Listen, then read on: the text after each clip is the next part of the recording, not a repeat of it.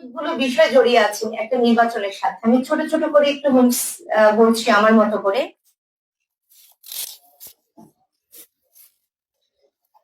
নতুন বাংলাদেশ বলতে আমরা শুধু নতুন ভবন নির্মাণ বা নতুন নতুন সব মেগা প্রকল্পকে বুঝি না।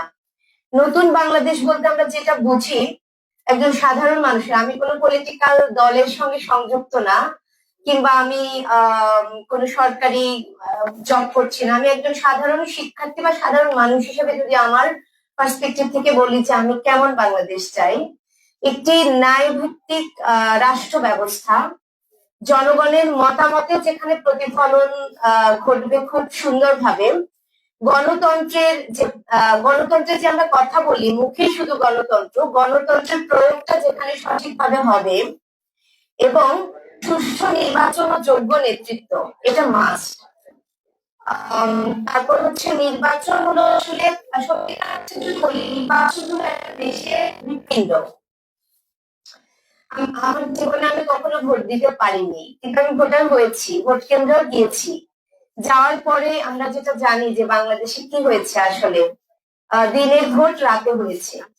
তো আমি ভোট কেন্দ্রে যাওয়ার পরে খুব মজার একটা কথা বলি। আমাদের এলাকার স্থানীয় একটা লোক ছিল আওয়ামী লীগের, তিনি আমাকে এবং আমার বোনকে, আমরা দুজন ছিলাম, বললেন যে আপনারা তো হাসিম স্যারের মেয়ে, আপনারা নিশ্চয়ই আমাদেরকে ভোট দিবেন না, মানে আওয়ামী লীগকে ভোট দিবেন না, তাহলে কষ্ট করে আপনারা একটু ওয়েট করেন, আমাদের ভোটারদের ভোট দেওয়া শেষ হওয়ার পর আপনাদেরকে ডেকে নিব। তা আমার বোন বললো যে কে কাকে ভোট দিবে সেটা নির্ধারণ করার আপনি কে? সে একটা কলেজের অধ্যাপিকা ছিল আমার বোন। এই কথা বলার পর তারা খুব মানে রেগে গেল, রেগে চাইল, এবার আমাদের সাথে রাগ রাখেনি, তারা আমাদেরকে বললো প্লিজ আপনারা একটু ওয়েট করেন। আমরা ওয়েট করিনি, আমরা চলে গেলাম। এটা ছিল আমার প্রথমবারের মতো ভোটের অভিজ্ঞতা। আমরা ভোট না দিয়ে চলে গেলাম। এইটা ছিল পুরো বাংলাদেশের গত 17-18 বছরের এই পুরো রেজিমের ভোটের চিত্র।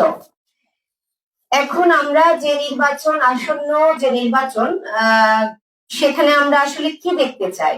নির্বাচন যদি একটা দেশের গণতন্ত্রের হৃৎপিণ্ড হয়, সেই হৃৎপিণ্ডের যদি ব্যবচ্ছেদ চলে, তাহলে নিশ্চয়ই সেই হৃৎপিণ্ড দুর্বল হয়ে যাবে। আর সেই হৃৎপিণ্ড যদি দুর্বল হয়ে যায়, তাহলে পুরো রাষ্ট্র ব্যবস্থাই অসুস্থ হয়ে যাবে।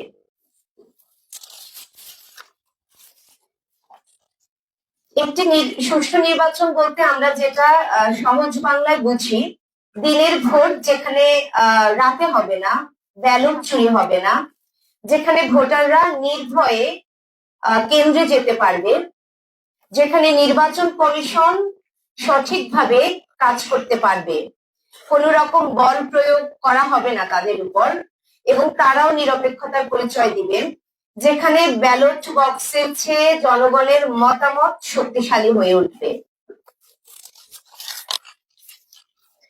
আসন্ন নির্বাচনকে সামনে রেখে বিদ্যমান কিছু সমস্যা আমার দৃষ্টিতে আমি একটু বলছি।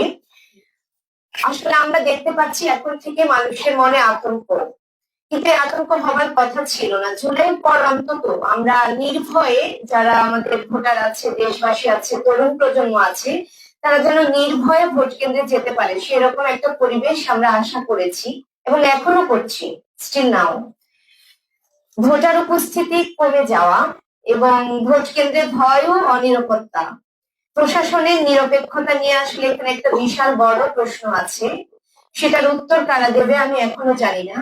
প্রার্থী নির্বাচনে অযোগ্যতা, আমরা গত বছরগুলোতে দেখেছি কি, যারা আসলে যোগ্য না তাদেরকেও সংসদে পাঠিয়ে দেওয়া হচ্ছে, তারা ওখানে গিয়ে প্রলাপ করছে, যা ইচ্ছা তাই বলছে, তাদের কোনো পার্সোনালিটি ছিল না। একজন রাজনৈতিক